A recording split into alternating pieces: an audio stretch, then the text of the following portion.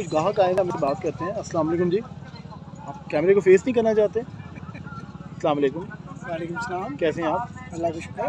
तो आप मंडी आए हुए हैं, क्या बना आपको, क्या लग रहा है मंडी का खानी? नहीं, मैं मंडी नहीं आया, मैं बेकरी आया हूँ। मैंने कहा थोड़ा सा कोई केक शेक ले लें, तो मंडी आया हूँ। ज़ाहिर सी बात है, आप भी मंडी आए हैं। नहीं ठीक है, लेकिन आप गुस्से क्यों हो रहे हैं? गर्मी ठीक है, ज़्यादा है। नहीं, गर्मी बहुत ज़्यादा है। जी, ठीक जी, ज़्यादा जी, नहीं, जी। बहुत ज़्यादा है। तो रेट भी उसी हिसाब से ज़्यादा ही है। रेट तो उससे ज़्यादा है, तो गर्मी की शिद्दत मज़ीद बढ़ गई है।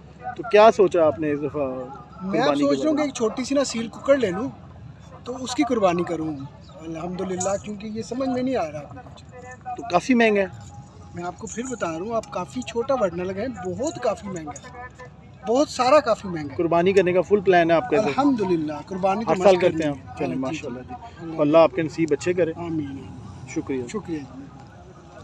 ये देखें जी, आपने कहा कोरोना देखा कि वो सील कुकर लेने पे राज़ी हो गए हैं, क्योंकि